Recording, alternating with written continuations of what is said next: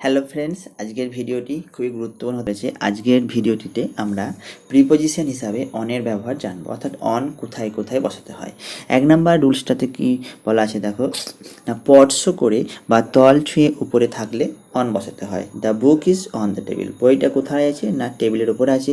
The picture is on the wall, পিকচারটা কোথায় আছে, দেয়ালের ওপরে আছে, অর্থাৎ দেয়ালের সাথে কী করে আছে, অর্থাৎ ভূমি স্পর্শ করে আছে বা কোনো কিছু তল স্পর্শ করে আছে, সেই অর্থে বসিয়েছে।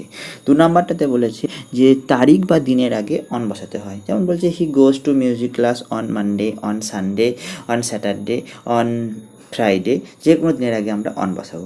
একেবারে ঠিক সময়, অর্থাৎ আগেও নয় পরেও নয়, অর্থাৎ পাংচুয়ালিটি।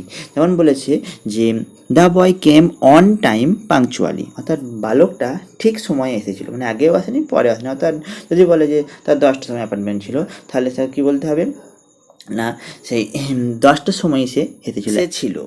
নেক্সট যে নিয়মটি আছে যে কোনো বিষয় সম্পর্কে, he delivered lecture on Indian art, ভারতীয় আর্টের ওপর সে একটা কী করেছিল, না বক্তৃতা দিয়েছিল। কোনো কারণে বা কোনো কিছুর ওপর ভিত্তি করে, it is based on proof, the novel is based on history, নোভেলটা কিসের ওপর বেস করে লেখা হয়েছে, না ইতিহাসের ওপর। 6 নম্বর নিয়মটা বলছে সদস্য, he is on the committee, অর্থাৎ সে হচ্ছে কমিটির একজন সদস্য, অর্থে আমরা অন বসাবো।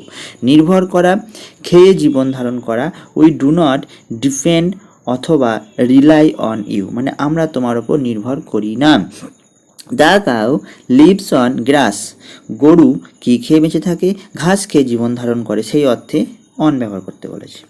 সীমান্তবর্তী অবস্থান, the Himalayas stand on the north of India, Himalaya কোন দিকে আছে, না ভারতের উত্তর দিকে আছে, অর্থাৎ সীমান্তবর্তী অবস্থান অর্থে আমরা অন ব্যবহার করব। 9 নম্বর নিয়মটাতে বলছে যে Delhi is on the river Yamuna, Delhi কোথায় আছে, না যমুনা নদীর তীরে অবস্থিত।